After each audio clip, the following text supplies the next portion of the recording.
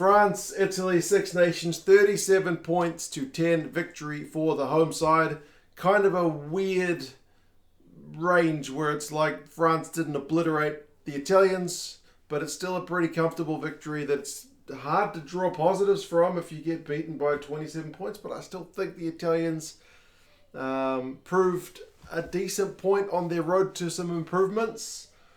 I don't know. And the French, maybe like the Irish, be a little bit more, would have liked a few more points, basically. So it kind of sets up things well for next week. But anyway, we're going to go through some key events, some stats, and you guys can let me know your thoughts on how the game played out. I've just been waiting for the sun to come up to get this video done. The game was on at 4 o'clock in the morning here in New Zealand. Crawled out of bed to watch that one.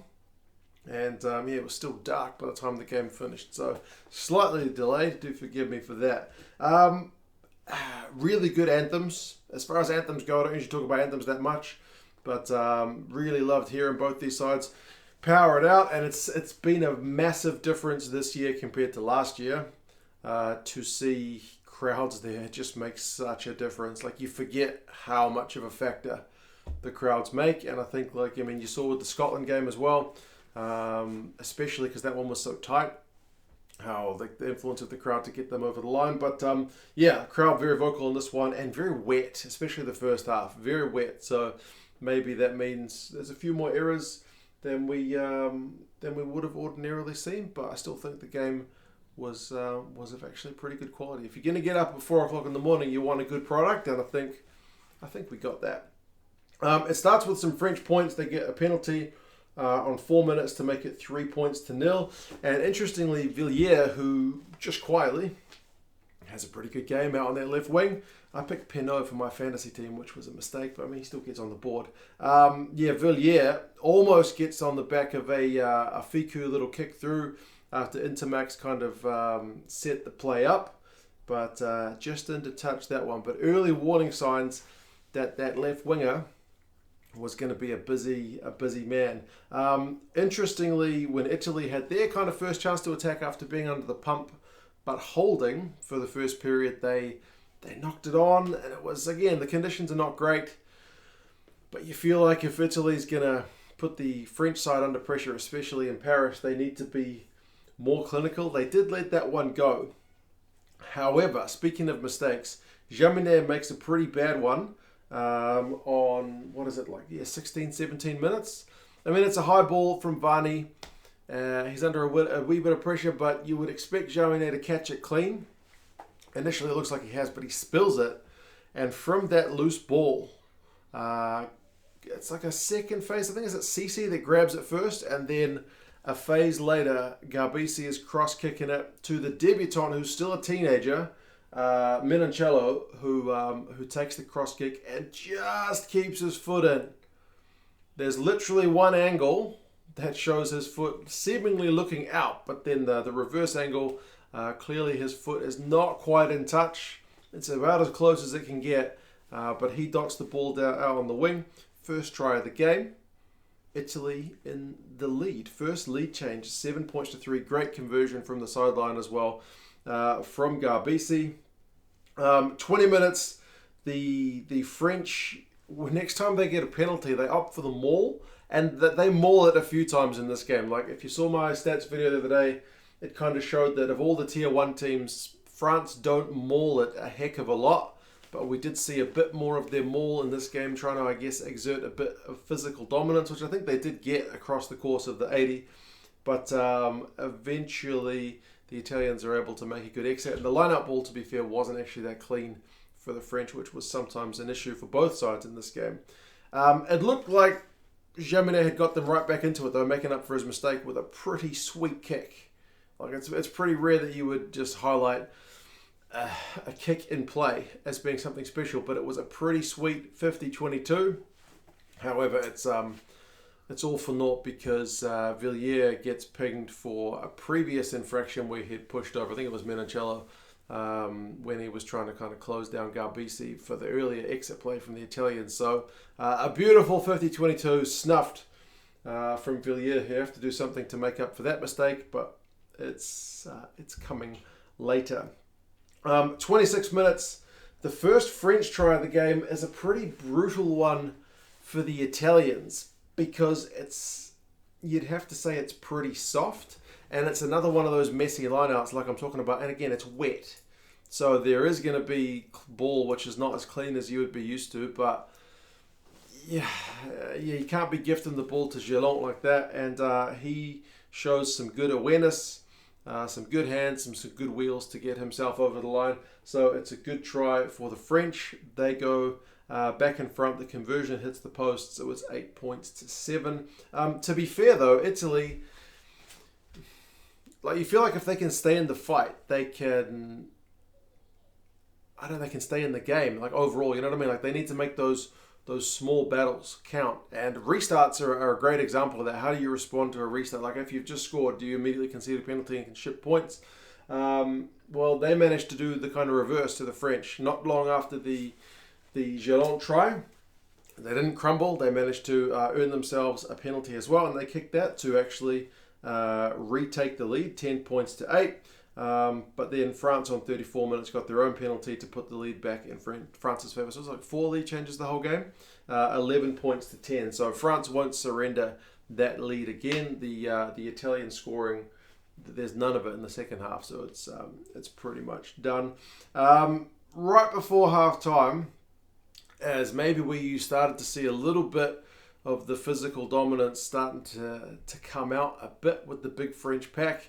They were kind of putting some bruising hits on, especially at the breakdown with the Italians. They managed to get a breakdown penalty, opted for touch again. They maul it. As I said, it was a kind of common tactic for the French this game. I think the maul gets advantage and they spin it wide.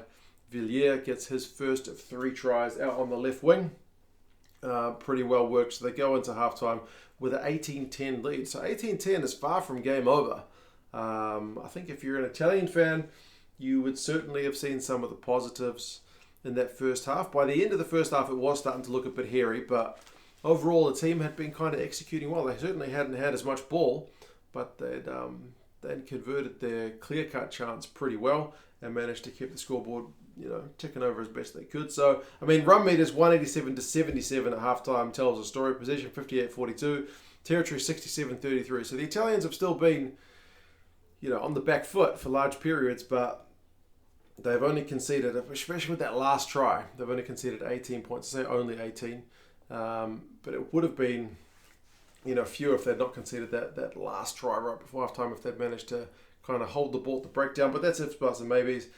Clean breaks is 2 apiece. Tackling percentage, they're both in the 90s, but Italy, concerningly, has had to make 81 tackles to 40. So that's the kind of stat that over the course of the game is probably going to be telling on the defenders as they tire.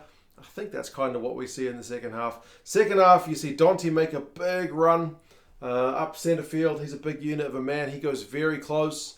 Marchand looks to have maybe scored a try from the resulting ruck, but it's ruled out by the TMO saying that he wasn't the last man. There was someone else bound onto him, so he's not allowed to play the ball. So that one gets chalked off. But it doesn't take too much longer for Vilière to get his second try. That one was Alldritt with a pretty sweet run and a nice offload. He had a cracking game, Alldritt. France look a much better team whenever he is playing. They missed the conversion, so it's 23-10. Italy, they have a chance on 54 minutes to attack in French territory, but it's one of those ones, it's key moments I talked about earlier, kind of keeping those little battles going so that the game doesn't get away from you, but the line out kind of goes to custard. So yeah, they lose their own line out ball. So it's the kind of thing that they weren't doing so much of in the first half, kind of lacking a bit of that clinical edge. What happens after that? There is it's coming for ages, I guess. The bonus point try is what France are looking for at that point, and it seems like there's a little bit of pressure to get it. They're knocking on the door for a long time, so it's a little bit of that mental pressure. Like sometimes you're forcing things a bit too much. They have a few good chances. There's one where they have a big overlap out on the right, but they can't quite execute. Penaud goes close for one, where I think that was a grubber kick through. He holds his hands up on his head because he didn't quite manage to get a hold of it, but eventually it comes and it is Penaud who gets the bonus point 1. That one's a nice little kind of 1-2 move with him and Dupont. Good kind of heads up play, so it's 30 points to 10. And then Vilière, who's looking for his hat-trick try, manages to get it well into the end of the game, like 82 minutes. That one, it was just, I mean, again, kind of making hard work of it at times, but it's, I guess, a little bit of testament to the hard-working Italian defence, but ultimately the French, hard-working or not, were able to kind of break them down. So, yeah, physical French side. Italians defended for large periods, had to make a lot of tackles, but overall, I think see some positives. France certainly could have had some more tries. Like you can certainly see there's some big periods where they were unable to get across the line, similar to what we saw with Ireland and Wales. But I guess expectations were lower with Italy, so I still kind of feel pretty pleased for them in terms of the performance levels. So, yeah, I do believe Kieran Crowley's building. The true test will be over time, but I'm cautiously optimistic. Run meters finished 476 to 238. Possessions 54-46. Territory 66-34. So, as I said, 167 tackles for the Italians, just over 100 for the French, so having to make a few more. Their percentage drops a bit in the second half. The Italians, they fall off a few more tackles down to 88%, but 88% still not bad. I think it's higher than what England had in their game against Scotland. The French are at 94 though, so it's another one of those ones where it's at times hard for the Italians when they have got the ball to break down the opposition. But I mean, when they got the magic, like the Gabin kick, it kind of can happen. Uini looked the most dangerous ball in hand. He has a clean break, a couple of defenders beaten. He manages 51 run meters. But I mean, Vilière, he has 80 plus run meters. He has 3 clean breaks, which is more than the entire Italian side. He has 5 defenders beaten. Alldritt, 77 run meters. He's such a key player. 3 defenders beaten. I think he's their top tackler with 13 from 15. The line-out stats, 17 from 18 from France is pretty encouraging, especially in those conditions. 13 from 16 for Italy is like okay again, but it's just another one of those key areas where if you lose the line-outs at the wrong times, you lose an entire opportunity to kind of strike back. So clean breaks finishes 7-2. Remember, Italy was at 2 at half-time, so there's none generated in the second half. Defenders beaten finishes 22-7. Offloads 9-1 in favour of the French. So, yeah, penalties conceded though 14-10. So at least Italy, who were really heavily penalised in 2021, managed to finish on the right side of that ledger. So, yeah, I do think they'll take some small positives from this one. The lead changed a few times. They were in the game for large periods, and in terms of kind of some specific areas of the game, I think Italy will find some positives. For France, as I said, they could have scored more points. Probably shaken off a little bit of rust. But both them and Ireland are going to go head-to-head next week, which should be an absolutely titanic clash and potentially decide the course of the competition. I don't know. We'll kind of have to find out. Still early days. Italy have also got England to play. So there'll be another test for them. But yeah, I forgot to mention Lamaro has 20 tackles. He misses 5, but big kind of captain's knock from him as well. You guys let me know your thoughts. I hope you enjoyed the game. I did think it was a really good watch, especially the first half. But yeah, some good tries in the second as well from the French. Pleasing stuff. You guys let me know your thoughts, and I'll talk to you guys again soon. See you later.